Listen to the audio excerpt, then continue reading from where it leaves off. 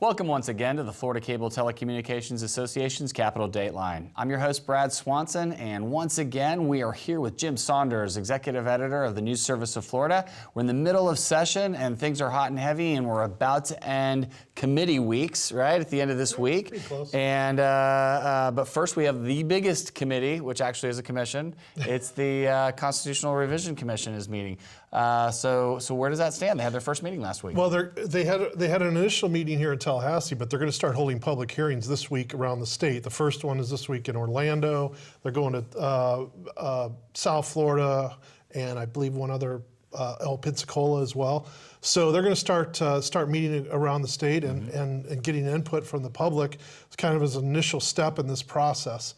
There was a little bit of controversy about it last week, though, because the House Speaker is not happy that they are scheduling these hearings during the middle of legislative session because Speaker Corcoran appointed 5 legislators to the commission. So that makes it tough to make the meetings. They've kind of got a choice to be in Orlando this week or in Tallahassee, and the Speaker didn't think too much of that.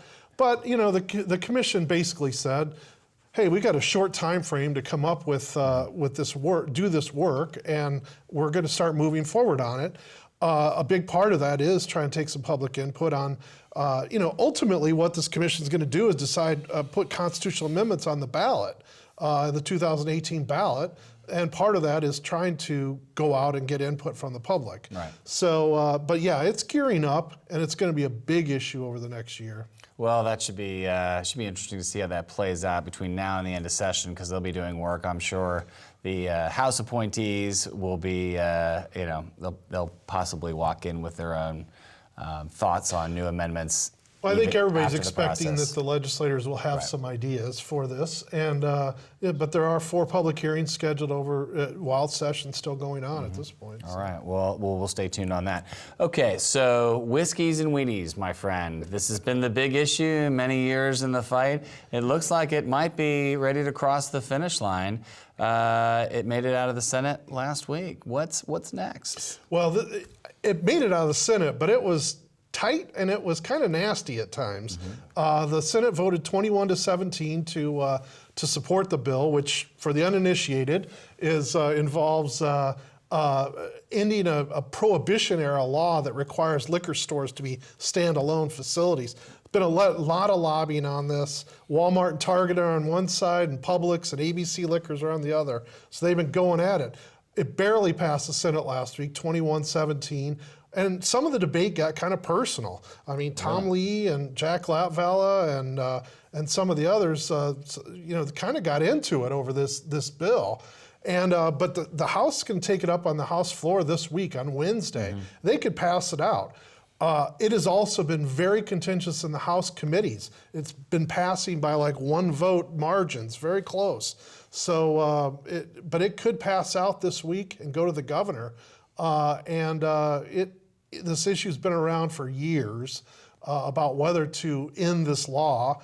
And, in the whole scheme of things and the things the legislature does with an $80 billion budget and everything else, it's probably not the biggest issue of the year, but it's drawn a lot of attention. A lot of big investments in the current status of where those stores are and who has them, and it'll be an interesting change for Florida if it becomes law. Well, there's some big players involved, both from the corporate side, but also from the lobbying side. Right. So there's been a ton of activity on that issue. Well, so this week we'll possibly tell the tale on if that makes it out of the House. Is this the last stop, or does it begin in the House? It is going to the House floor after passing the Senate. They can take up the Senate bill, and they could pass it out this week. We'll have to wait and see how it goes later in the week. They're meeting Wednesday and Thursday on the floor, though, so it could come up. We'll stay tuned. Okay, so next one is one of the Speaker Corcoran's big priorities, which is judicial term limits.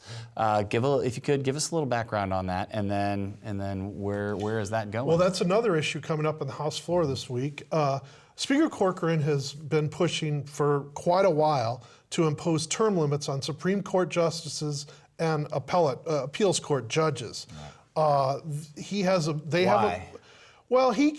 contends that it would make term limits would put more accountability on those judges. Also would lead to some turnover, some fresh faces. You wouldn't have essentially decades-long appointment in some cases.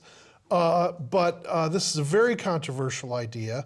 He wants to basically, although the numbers change a little bit, but basically 2 6-year terms for these judges and justices. There's a lot of pushback from the legal community on this. They do not think it's a good idea. They argue, for example, that sometimes you got to stay on these courts for a long time to understand the history of the issues and the laws.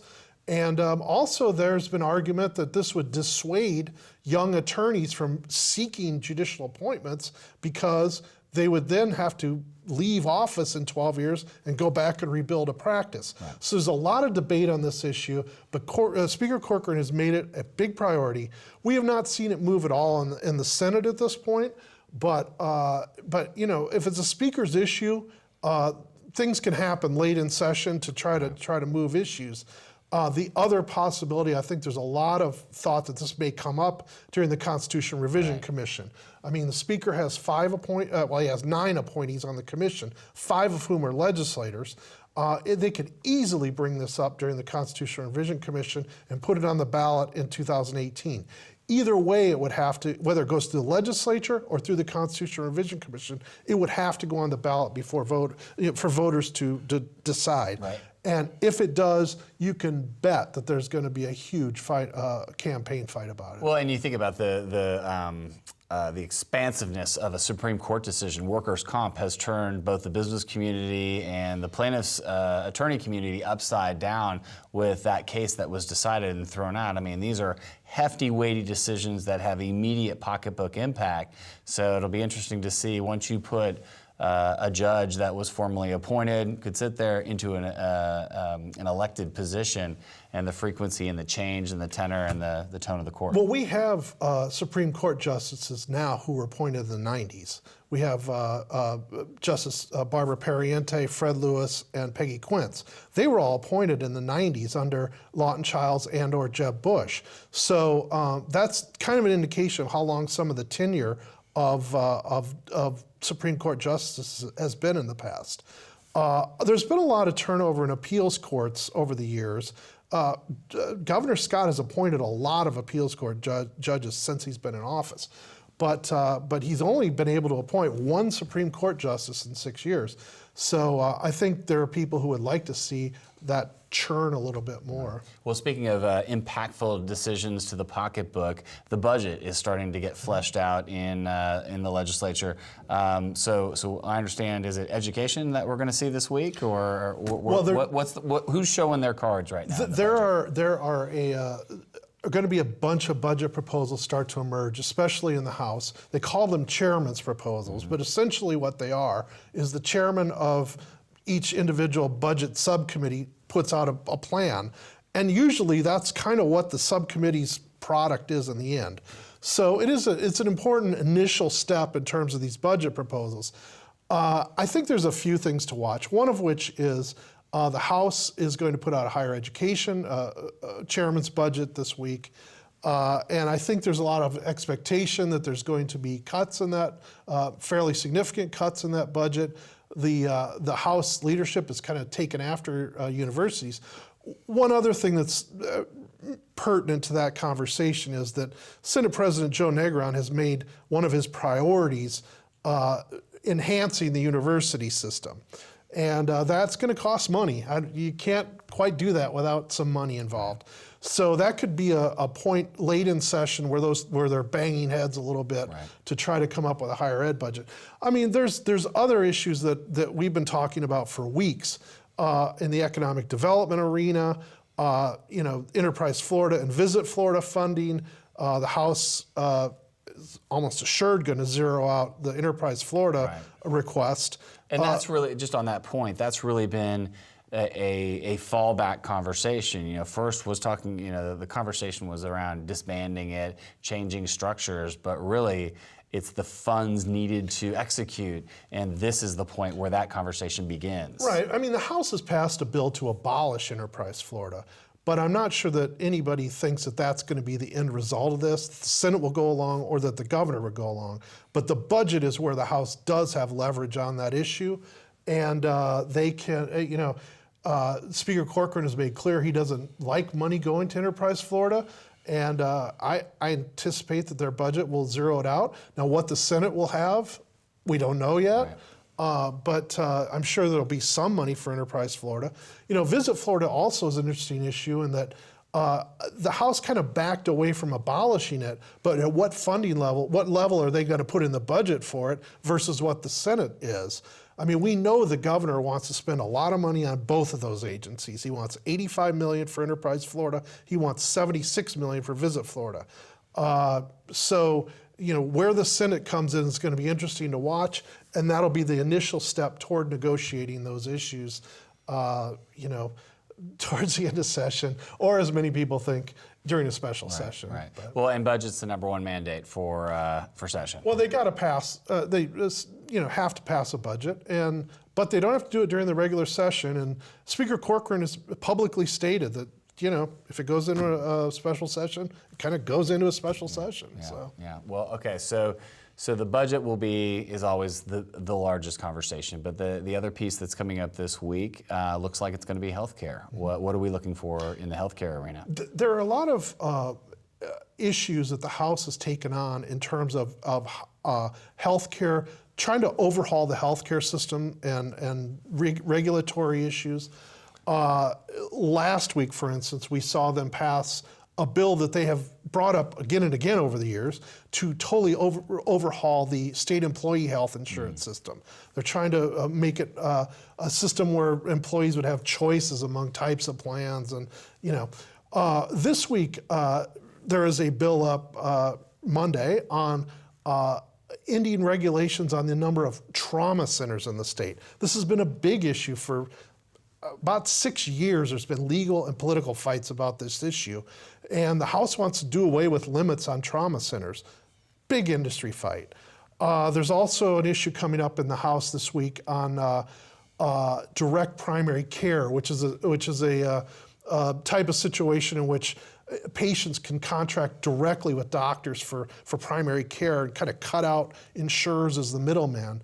There's another issue about ambulatory surgical centers and what they call recovery care centers to allow sort of deregulate the ambulatory part of the decentralized at the hospital, meaning more. Yeah. Right, trying to encourage more care at ambulatory surgical centers and allowing these recovery care centers where people could go for 72 hours after surgery. Right.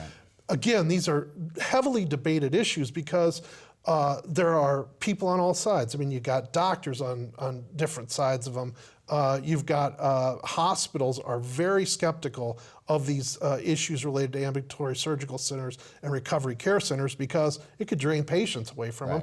Also, there's splits within the hospital industry on the trauma issue. So these would be substantial changes in the healthcare system if the House can ever get them through. The problem has been that the Senate has just not gone along with a lot of these ideas in the past. Direct primary care has been moving in the Senate. That is one that has been moving along. So, we'll see whether that gets the Senate floor and ultimately passes.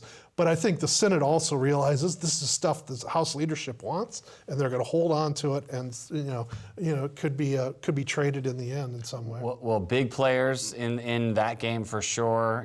Big lobbyists, big leadership. I mean, it is big. Yeah, it's healthcare. If you look at, I think we'll see it too when healthcare budgets start popping out. You go to those meetings and they're just full of lobbyists, and a lot of these regulatory issues bring out the lobbyists too. Healthcare is a humongous business, and there's a lot at stake when these debates come up. All right, Jim. Well, we will stay tuned to see where your coverage lands today, tomorrow, and through the end of this week, and we'll see you next week. Thanks for your time. All right, thank you. That's all the time we have for today's episode. Thanks for joining Capitol Dateline. If you can, hit us up on our Facebook page at Capitol Dateline Online, or check us out on Twitter at the FCTA. Coming to you just a few blocks from the Capitol. We enjoyed having you. Thanks for tuning in.